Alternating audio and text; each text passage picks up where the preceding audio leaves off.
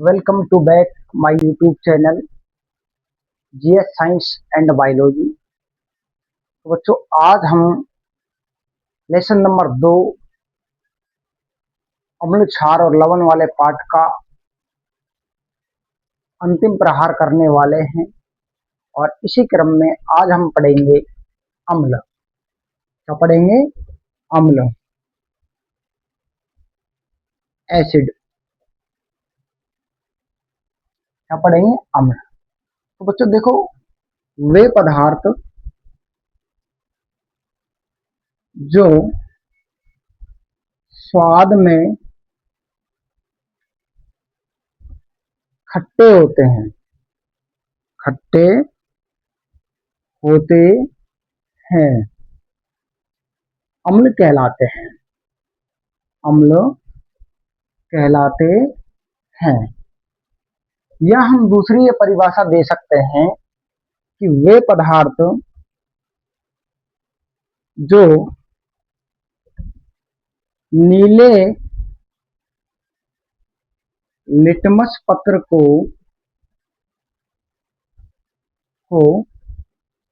लाल कर देते हैं, कर देते हैं, अम्ल कहलाते हैं, अम्ल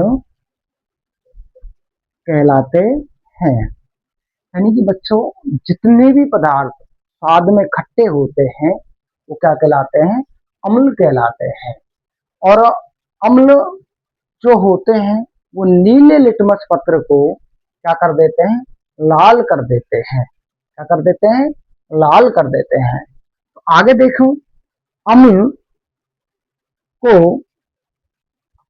अंग्रेजी में एसिड कहा जाता है, एसिड कहा जाता है, कहा जाता है, जो कि लैटिन भाषा के एसिडस, एसिडस शब्द से बना है, शब्द से बना है, जिसका अर्थ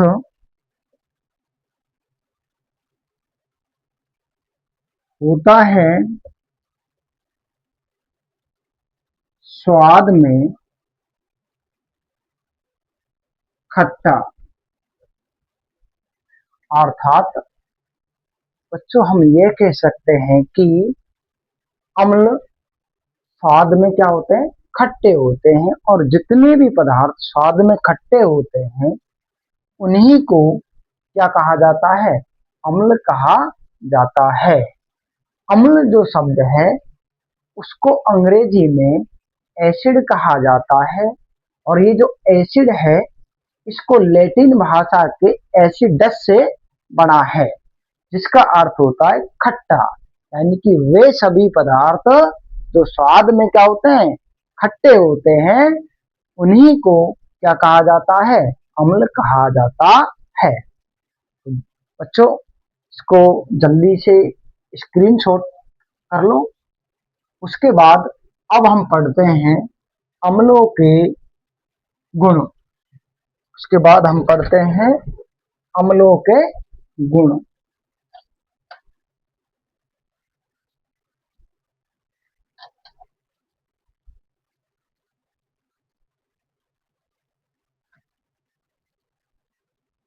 अम्लों के गुण। देखो, अम्लों के गुण। बच्चों, अम्लों के गुण से मतलब है कि अम्लों के अंदर क्या क्या विशेषता है, उनकी क्या प्रॉपर्टी है। तो देखो, हम यहाँ कुछ अम्लों के गुण पढ़ते हैं। जैसे पहला, ये स्वाद में खट्टे होते हैं, खट्टे होते हैं। पहला गुण, अम्लों का पहली विशेषता क्या है? स्वाद में क्या होते हैं? खट्टे होते हैं। दूसरा, ये नीले लिटमस पत्र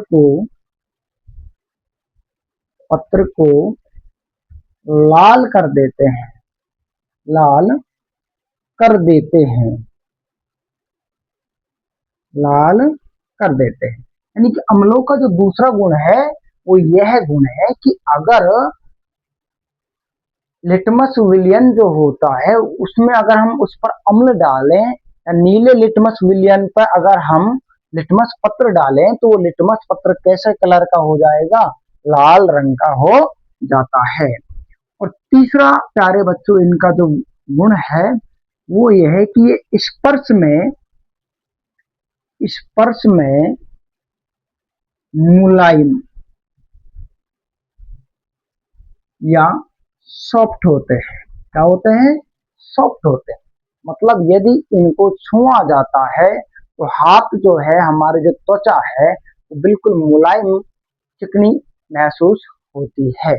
और चौथा जो गुण है वो ये है कि ये संक्षारक प्रकृति के होते हैं, संक्षारक प्रकृति के होते हैं।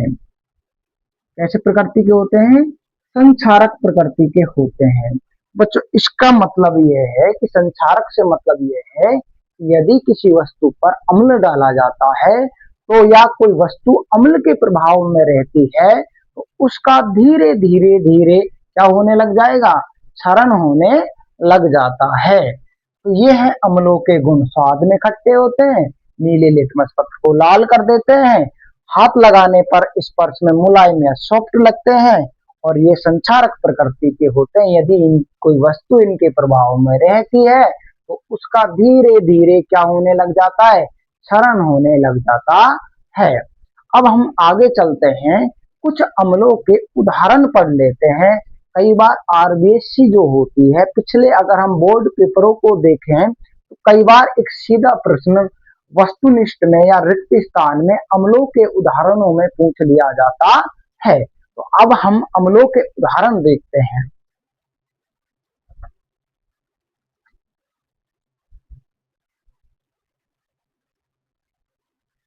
अम्लों के उदाहरण,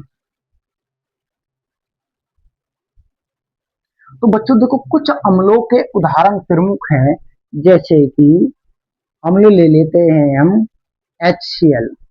बच्चों इसका जो नाम है इसको कहते हैं हाइड्रोक्लोरिक अम्ल, हाइड्रोक्लोरिक अम्ल,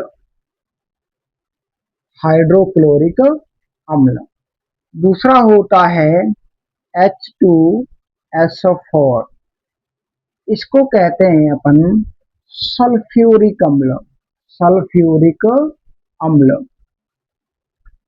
इस सल्फ्यूरिक अम्ल को king of acid, king of acid भी कहा जाता है। यानी कि जो अम्लों का राजा होता है वो किसे कहा जाता है, H2SO4।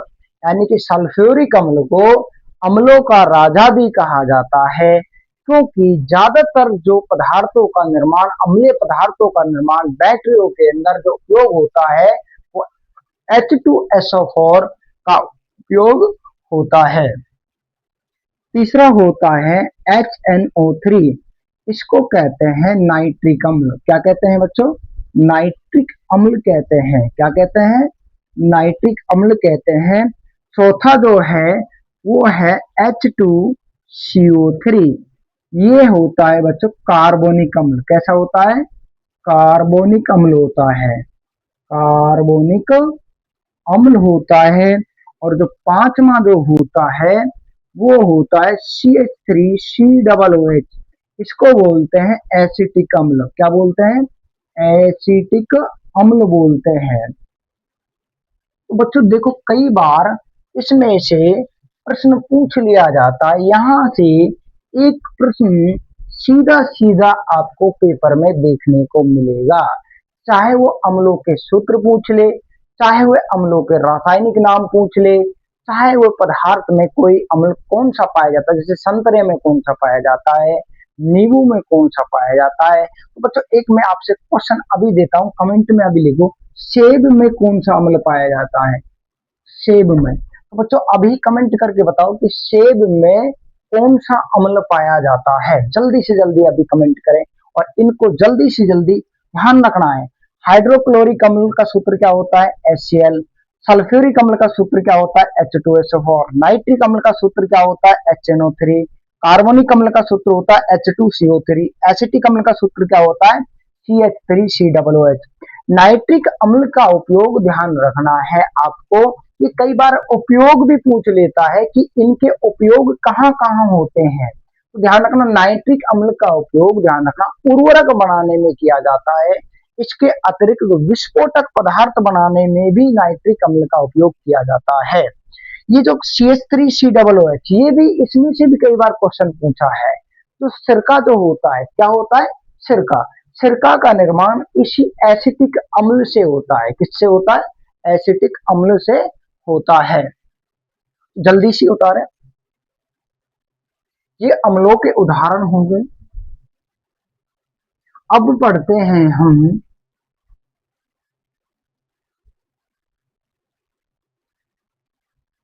तो अब हम क्षार की परिभाषा पढ़ लेते हैं। किसकी परिभाषा पढ़ लेते हैं, क्षार। अम्लों के बारे में हमने जाना कि नीले लिटमस पत्र को लाल कर देते हैं, स्वाद में खट्टे होते हैं। अब हम कुछ जानकारी क्षारों के बारे में भी देख लेते हैं। तो पहले क्षार, क्षार को अंग्रेजी में बेस बोला जाता है। क्या बोला जाता है, बेस। तो देखो बच्चों, क्षार किसे कहते हैं, क्षार। तो देखो वे पदार्थ जो स्वाद में कड़वे होते हैं, कड़वे होते हैं, क्षार कहलाते हैं, क्षार कहलाते हैं। क्या कहलाता है, क्षार कहलाते हैं। यानी कि जितने भी पदार्थ आपको स्वाद में कड़वे होते हैं वो क्या कहलाएंगे, क्षार कहलाते हैं। अब क्षार की इसके अलावा और क्या परिभाषा हो सकती है, ध्यान रखना बच्चों। ये जो होते हैं लाल लिटमस पत्र को, लाल लिटमस पत्र को नीला कर देते हैं। क्या कर देते हैं, नीला कर देते हैं। इसका मतलब क्या है बच्चों, लाल को नीला, यदि हम किसी ऐसे विलयन में लिटमस पत्र को डुबाते हैं और डुबाने पर अगर उसका कलर लाल से नीला हो जाता है तो वो क्या कहलाता है, क्षार कहलाता है। अब जो क्षार है इसके गुण पढ़ लेते हैं, क्षारों के गुण। क्षारों के गुण, तो देखो क्षारों के गुण क्या है। पहला बात तो ये स्वाद में, स्वाद में कड़वे होते हैं। क्या होते हैं, कड़वे होते हैं। दूसरी विशेषता क्या है क्षारों की, ये लाल लिटमस पत्र को, लाल लिटमस पत्र को नीला कर देते हैं, नीला कर देते हैं। इसके अलावा बच्चों ध्यान रखना, अगर क्षारों को स्पर्श किया जाए, क्या किया जाए बच्चों, स्पर्श किया जाए। हाँ बताओ, मैंने अभी बताया था आपको, जो अम्ल थे वो स्पर्श में कैसे लग रहे थे आपको, मुलायम चिकने लग रहे थे। लेकिन कभी आपने अगर साबुन से हाथ धोया हो, काफी देर तक साबुन में हाथ रहता हो, तो आप देखेंगे कि आपका हाथ खुरदरा हो जाता है। क्या हो जाता है बच्चों, खुरदरा हो जाता है। अर्थात ये स्पर्श में, स्पर्श में कठोर व्यवहार दर्शाते हैं। कैसे दर्शाते हैं, कठोर व्यवहार करते हैं, व्यवहार करते हैं। और इसके अलावा ये जो चौथी विशेषता है, जो अम्लों में भी कॉमन है और क्षारों में भी क्या है, कॉमन है। यानी कि ये भी संक्षारक प्रकृति के होते हैं। कैसे होते हैं, संक्षारक प्रकृति के होते हैं, प्रकृति के होते हैं। ये भी कैसे प्रकृति के होते हैं, संक्षारक प्रकृति के होते हैं। बच्चों अब आपने अम्लों के बारे में पढ़ा, क्षारों के बारे में पढ़ा, अम्लों के गुण पढ़े, क्षारों के गुण पढ़े। तो यदि अब आपको प्रश्न पत्र में अम्ल और क्षार में अंतर करवा ले, डिफरेंस करवा ले, बिटवीन एसिड एंड बेस के अंदर अंतर करवाए, तो आप अब आसानी से अंतर दे सकते हो। अब कुछ अम्ल यानी कि क्षारों के उदाहरण भी अपन पढ़ लेते हैं।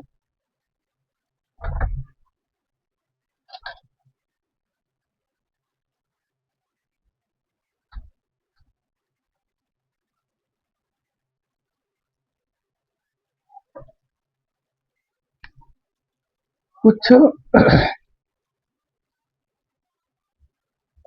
क्षारों के उदाहरण,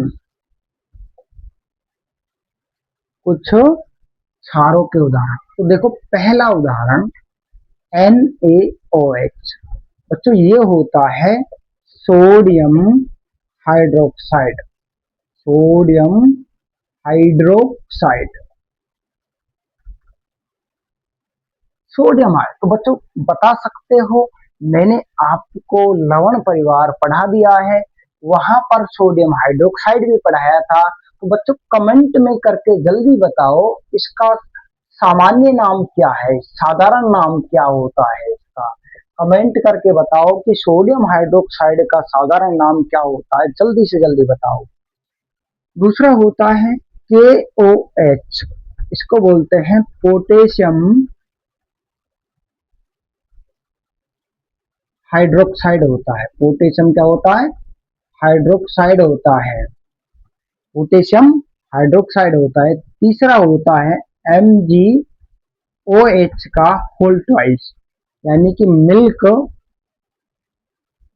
of magnesia, milk of magnesia. Very very important बच्चों, very very important, milk of magnesia. इसमें से आपको 100% प्रश्न देखने को मिल सकता है कि मिल्क ऑफ मैग्नीशिया का सूत्र क्या है बच्चों। मिल्क ऑफ मैग्नीशिया का सूत्र क्या है, MgOH का होल ट्वाइस।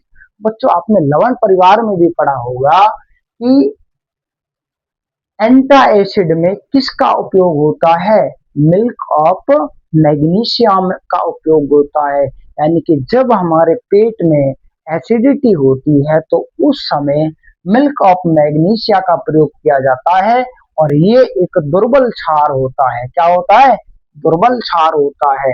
इसी प्रकार बच्चों एल्यूमिनियम हाइड्रोक्साइड OH का होल ट्वाइस, ये भी एक क्षार होता है, एल्यूमिनियम ऑक्साइड। इसके अलावा बच्चों एक और होता है CaOH का होल ट्वाइस, इसको कैल्शियम हाइड्रोक्साइड बोलते हैं। क्या बोलते हैं, कैल्शियम हाइड्रोक्साइड। क्या बोलते हैं बच्चों, कैल्शियम हाइड्रोक्साइड। क्या मेरे को आप ये बता सकते हो, कैल्शियम हाइड्रोक्साइड को इसका साधारण नाम होता है बुझा हुआ चूना। क्या होता है, बुझा हुआ चूना होता है बच्चों।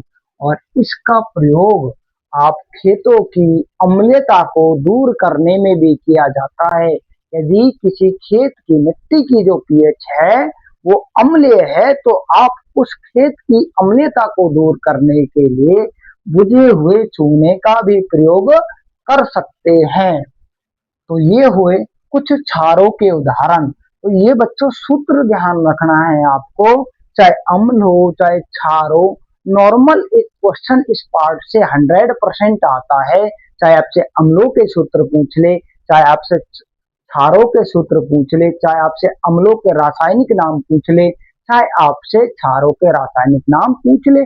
कई बार इनका उपयोग भी पूछा जा सकता है। इसीलिए मैं आपको यहाँ बार बार बता के जा रहा हूँ, मिल्क ऑफ मैग्नीशिया का उपयोग एंटा एसिड में किया जाता है, कैल्शियम हाइड्रोक्साइड का उपयोग खेत की मिट्टी की अम्लता को दूर करने में किया जाता है। तो आप जल्दी से इसको नोट डाउन कीजिए। क्या इसका साधारण नाम आपको पता चला, जल्दी से कमेंट में लिखें। सोडियम हाइड्रोक्साइड का नाम लिखें कमेंट में।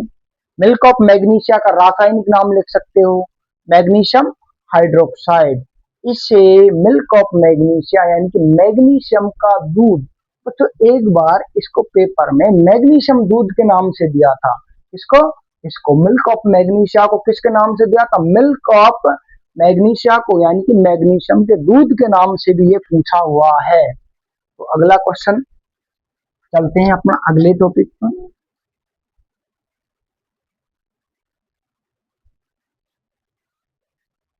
तो बच्चों अब पढ़ते हैं हम सूचक। अब क्या पढ़ते हैं हम? सूचक। सूचक मतलब इंफॉर्मेशन, यानी कि ऐसे पदार्थ जो हमें ये बतलाते हैं कि ये पदार्थ अम्लीय है या क्षारीय है। क्या कहलाते हैं? सूचक। यानी कि वे पदार्थ जो अपनी गंध में परिवर्तन करके या रंग में परिवर्तन करके अम्ल क्षारों के बारे में हमें ज्ञान देते हैं या बताते हैं, वो क्या कहलाते हैं? सूचक कहलाते हैं। तो ध्यान रखना, वे पदार्थ जो रंग, गंध आदि में आदि में परिवर्तन करके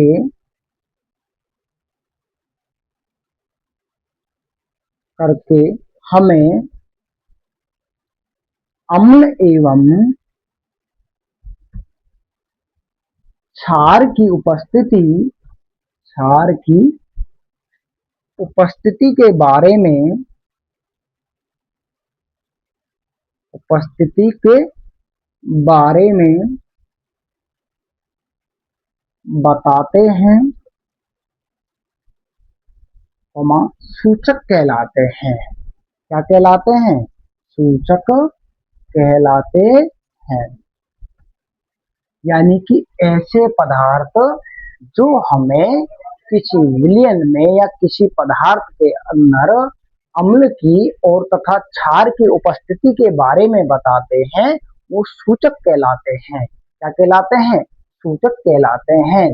तो अब हम सूचकों के प्रकार पढ़ते हैं। क्या पढ़ते हैं? सूचकों के प्रकार। सूचक के प्रकार। तो बच्चों देखो, सूचक जो होता है, सूचक निम्न प्रकार के होते हैं। सूचक निम्न प्रकार के होते हैं। सूचक निम्न प्रकार के होते हैं। पहला अपन पढ़ेंगे प्राकृतिक सूचक।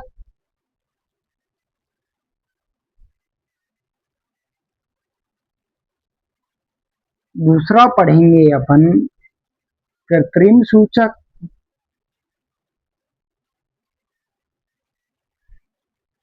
कृत्रिम सूचक। और तीसरा पढ़ेंगे हम गंधीय सूचक। गंधीय सूचक। तो सूचक हम यहाँ कितने प्रकार के पढ़ने वाले हैं बच्चों? 3 प्रकार के यहाँ हम सूचक पढ़ने वाले हैं। प्राकृतिक सूचक, कृत्रिम सूचक और गंधीय सूचक।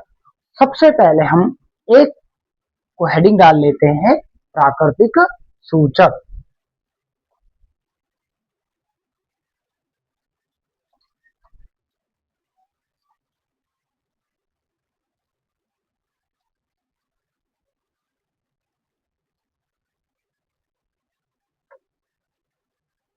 प्राकृतिक सूचक।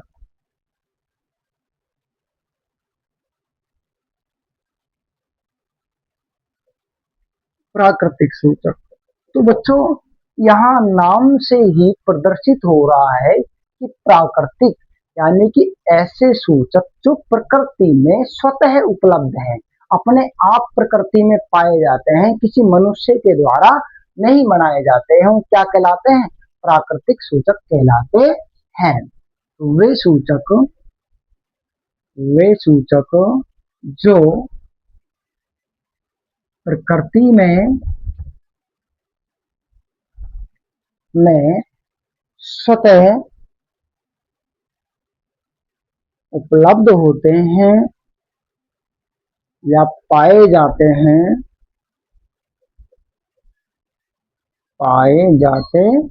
कौमा सूचक कहलाते हैं। सूचक कहलाते हैं। क्या कहलाते हैं? सूचक कहलाते हैं। कौन से सूचक कहलाते हैं बच्चों? प्राकृतिक सूचक कहलाते हैं। कौन से कहलाते हैं? प्राकृतिक सूचक कहलाते हैं। उदाहरण प्राकृतिक सूचक में आती है हल्दी। हल्दी, अब देखो हल्दी क्या है बच्चों? हल्दी जो है एक प्राकृतिक सूचक है। कैसी सूचक है? प्राकृतिक सूचक है। तो हल्दी जो है यह एक प्राकृतिक सूचक है। प्राकृतिक सूचक है। जब किसी कपड़े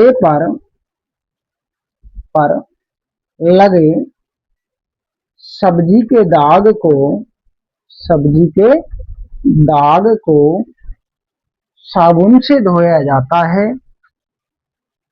साबुन से धोया जाता है। धोया जाता है तो तो यह दाग लाल भूरा हो जाता है। लाल भूरा हो जाता है। लाल भूरा हो जाता है। लेकिन जब इसे पानी से पुनः धोया जाता है जाता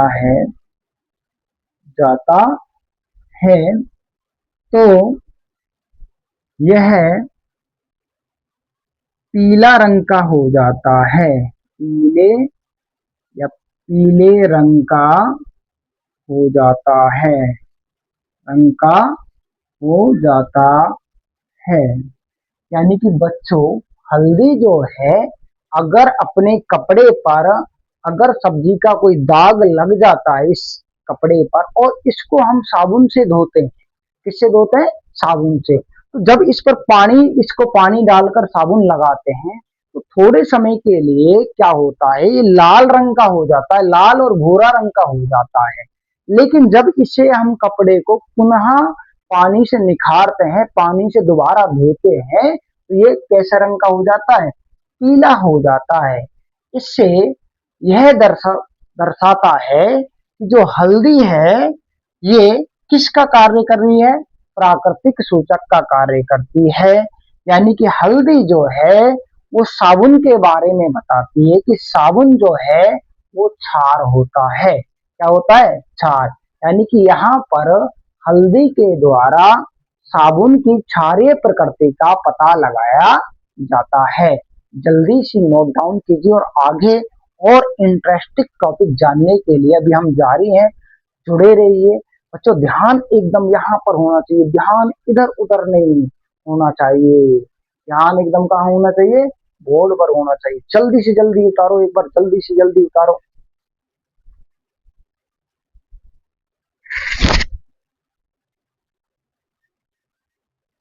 तो बच्चों देखो अभी हम क्या पढ़ रहे थे? प्राकृतिक सूचक पढ़ रहे थे। अब पढ़ेंगे कृत्रिम सूचक। क्या पढ़ेंगे? कृत्रिम सूचक।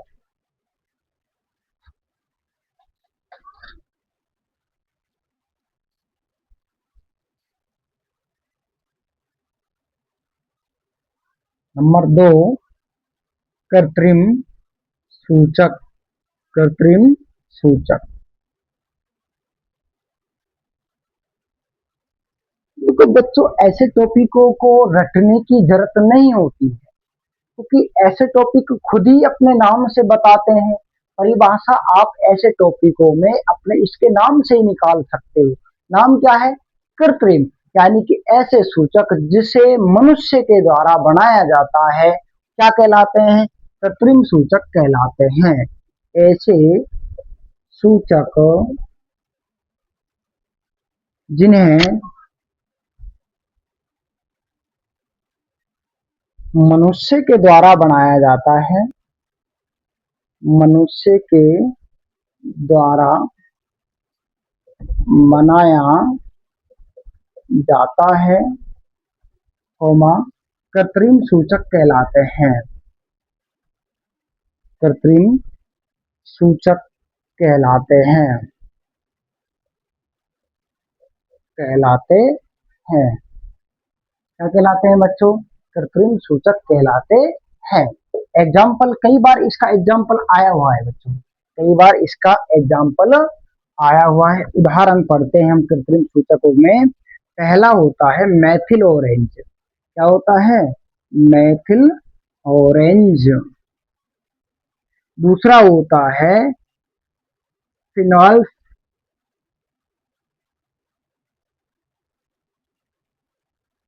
थैलिन, फिनॉल थैलिन। बच्चों ये क्वेश्चन कई बार सूचकों में से पूछा हुआ है, सूचकों में से ये क्वेश्चन कई बार आया हुआ है कि दो कृत्रिम सूचकों के उदाहरण लिखिए। बोर्ड की दृष्टि से एग्जाम्पल काफी इंपॉर्टेंट है।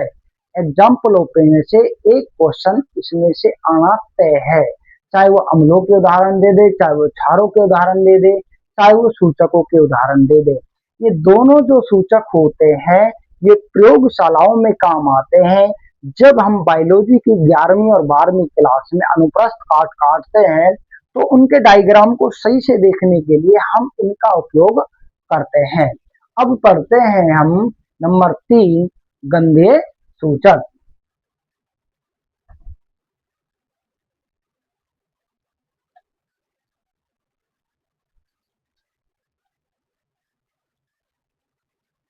नंबर 3 गंधीय सूचक।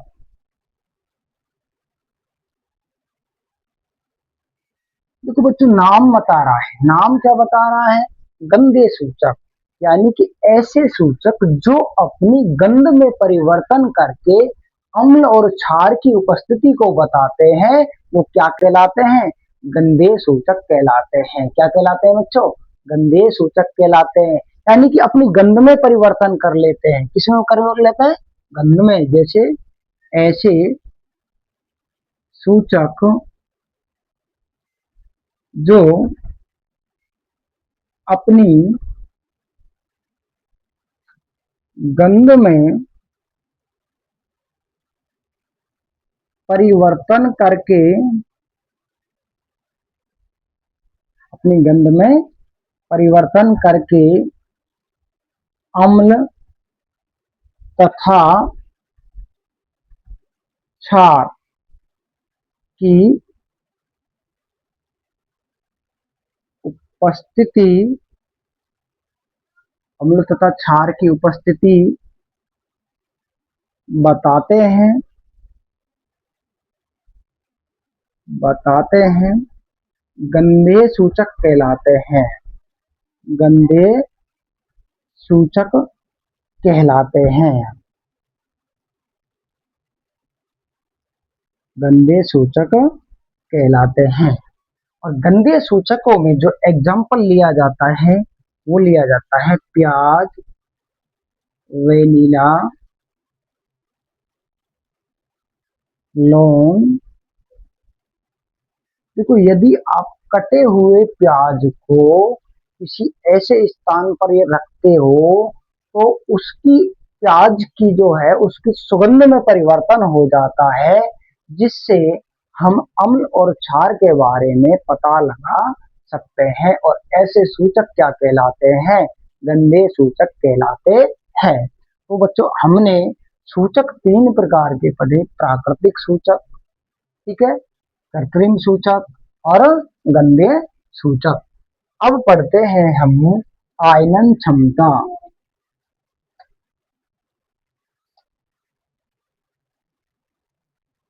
आयनन क्षमता, आयनन क्षमता या इसको अपन वियोजन क्षमता भी कहा बोलते हैं, वियोजन क्षमता भी कहा जाता है। आयनन क्षमता या वियोजन क्षमता। अब आयनन क्षमता किसे कहते हैं, तो ध्यान रखना, किसी भी विलयन में अम्ल तथा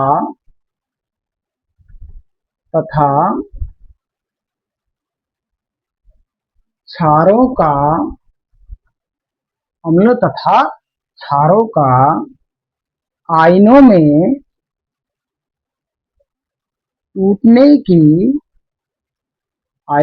टूटने की क्षमता आयनन क्षमता कहलाती है।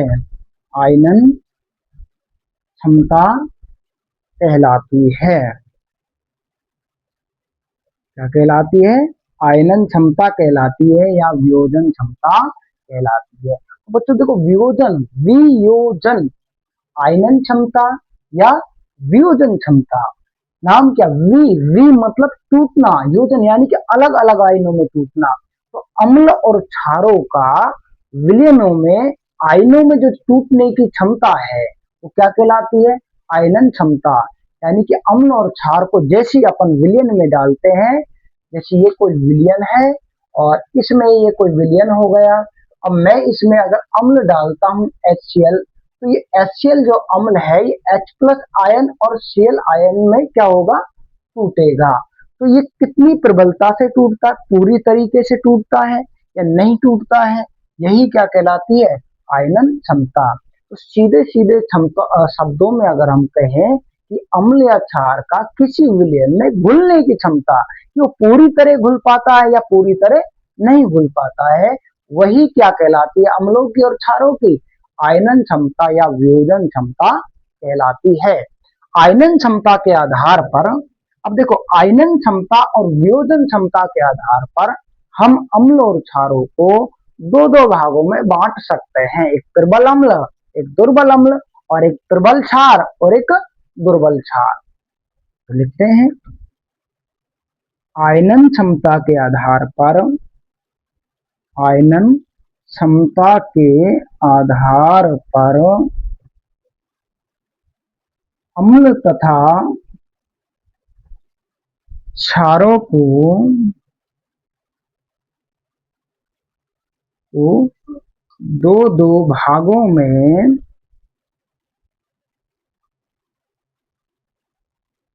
बांटा जाता है। कितने भागों में बांटा है, दो दो भागों में बांटा जाता है। एक प्रबल अम्ल और दूसरा दुर्बल अम्ल। तो अम्लों को आयनन क्षमता के आधार पर हम प्रबल अम्ल और दुर्बल अम्लों में बांट सकते हैं। तो इस प्रकार हम आगे बढ़ते हैं, प्रबल अम्ल के बारे में पढ़ते हैं, ये आप जल्दी से नोट डाउन कीजिए।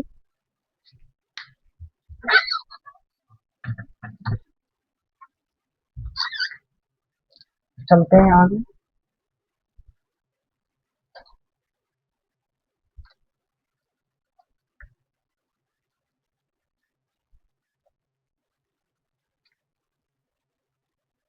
नंबर 1, प्रबल अम्ल।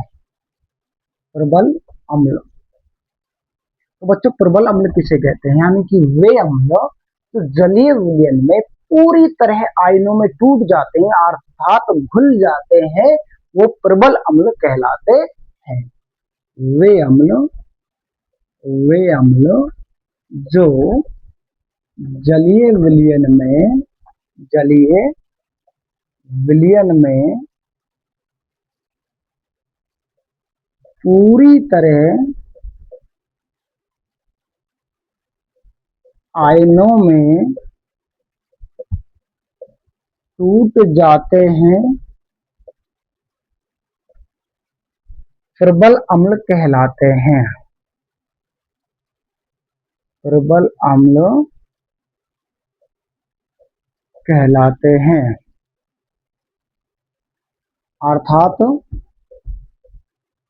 आयनों में वियोजित हो जाते हैं, हो जाते हैं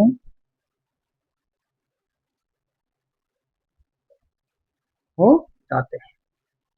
समझो एग्जाम्पल से, ये अपन ने कोई विलियन ले लिया, ये अपन ने कोई विलियन ले लिया और इसमें हम HCl डालते हैं। क्या डालते हैं?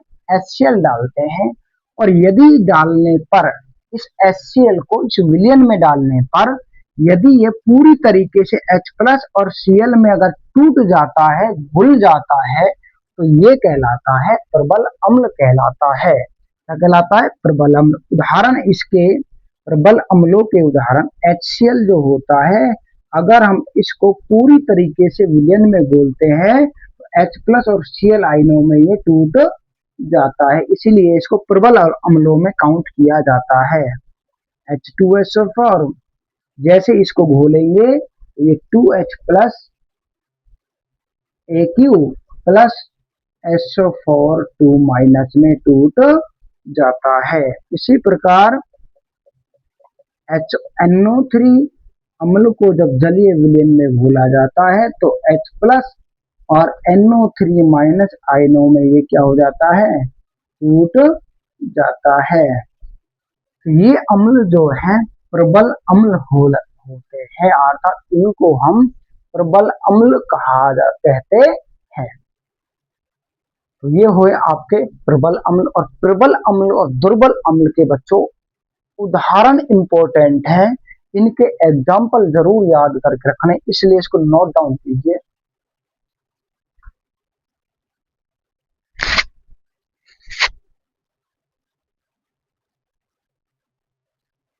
अब पढ़ते हैं दुर्बल अम्ल।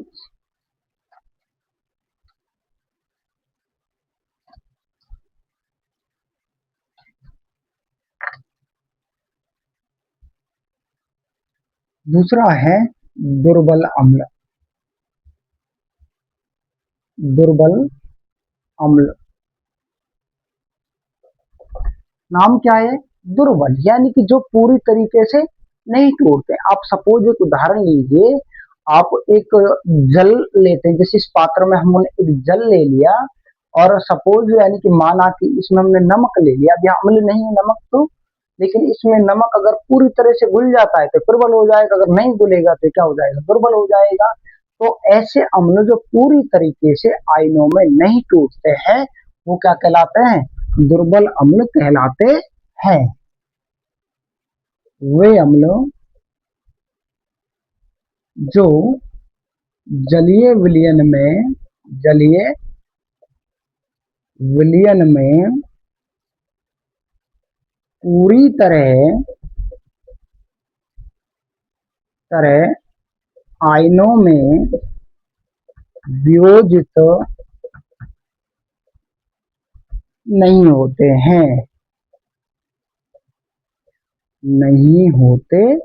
हैं, दुर्बल अम्ल कहलाते हैं। दुर्बल अम्ल कहलाते हैं।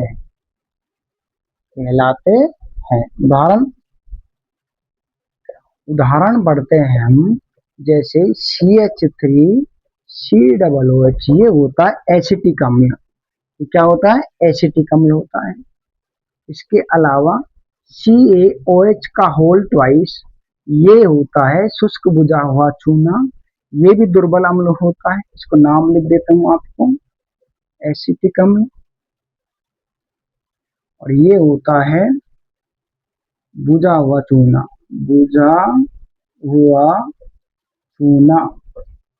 एक और होता है एल्यूमिनियम, Mg भी लिख लो, MgOH का। अच्छा, प्रबल अम्ल लिख रहे हैं तो ये थोड़ा मिस्टेक हो गई है, तो अम्लों के बारे में लिख रहे हैं अभी अपन। तो एसिटिक अम्ल हो गया। दूसरा हो गया H2CO3, इसको बोलते हैं कार्बोनिक अम्ल। क्या बोलते हैं?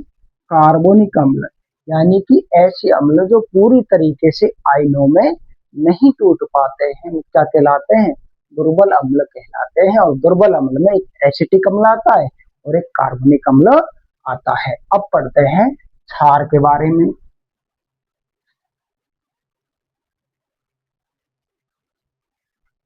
तो छात्रों, क्षारों को भी दो भागों में बांट सकते हैं अपन। प्रबल क्षार। कैसे क्षार? प्रबल क्षार, वे क्षार जो जलीय विलयन में पूरी तरह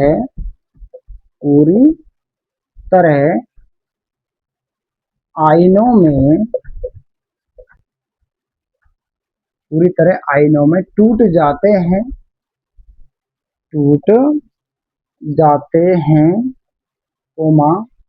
क्षार कहलाते हैं।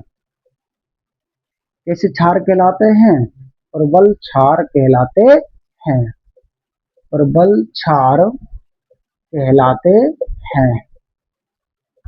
प्रबल क्षार कहलाते हैं। अब बच्चों हम पढ़ते हैं उदाहरण। क्या पढ़ते हैं? उदाहरण। उदाहरण में पढ़ते हैं हम प्रबल क्षार में NaOH, दूसरा होता है KOH, यानी ये सोडियम हाइड्रोक्साइड होता है, ये पोटेशियम हाइड्रोक्साइड होता है। नाम लिख लूं, सोडियम हाइड्रोक्साइड और दूसरा होता है पोटेशियम हाइड्रोक्साइड।